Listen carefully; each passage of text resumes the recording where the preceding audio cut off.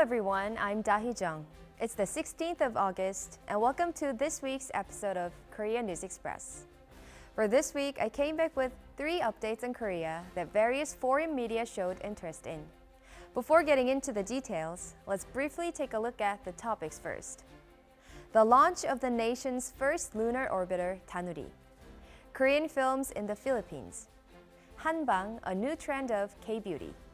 Then, let's get through this week's Korea News Express. Here's the first news of the day. After the Nuri space rocket in June, the nation's first lunar orbiter Danuri began its space journey. Korea launched Danuri aboard the SpaceX Falcon 9 rocket from Cape Canaveral Space Force Station in Florida. 60 minutes after liftoff, the orbiter was not only set to communicate with the ground station on Earth for the first time, but also was able to enter the ballistic lunar transfer trajectory, signaling a successful launch.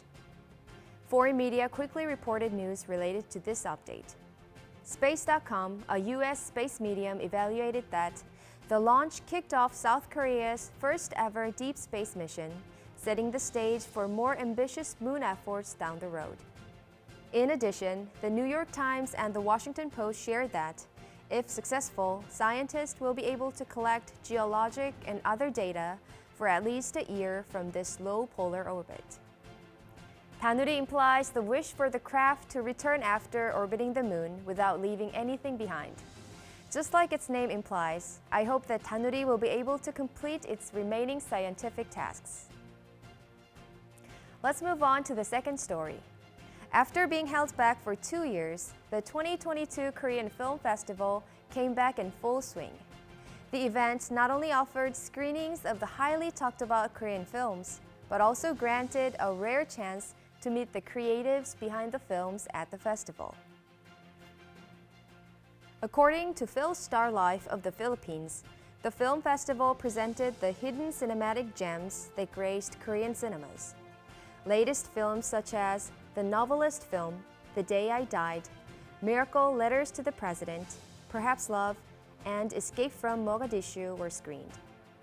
On the other hand, the selected audience on the opening day had the chance to ask questions to director Ho Won-chan of Deliver Us from Evil and director Lee Yoo-jung of Snowball right after the end of the film. Not only that, the invited directors delivered advice and knowledge about film production and filmmaking to the Filipino audiences, providing unforgettable memories to the local film lovers. And here's the final story. South Korea's cosmetics exports ranked 3rd in the world. As the K-beauty craze spreads around the world, interest in Korean cosmetics is also increasing. Recently, Spanish magazine Hola reported that K-beauty and Korean cosmetics have become popular in Spain.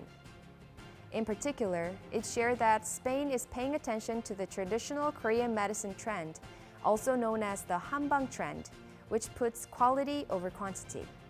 Hanbang is a traditional Korean medicine that helps health restoration with acupuncture, herbal medicine, and moxibustion.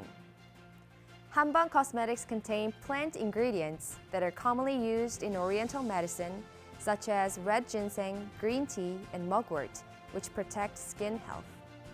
The article also mentioned that Korean cosmetics that combine new technology with existing knowledge are increasing. That's all for this week's Korea News Express. An online contest has been launched for foreign fan groups of Hallyu worldwide to participate and learn more about Korean culture. It's called the K-Community Challenge. This year's contest has 4 categories, which are Minyo, Taekwondo, Fan Dance, and Hanbok. And the members of the winning team will be invited to visit Korea and get the opportunity to perform on stage at the festival. If there are foreign groups interested in Korean culture, why don't you use this opportunity? That's it for today. Once again, I'm Dahi Jung. Keep it here on Korea News Express.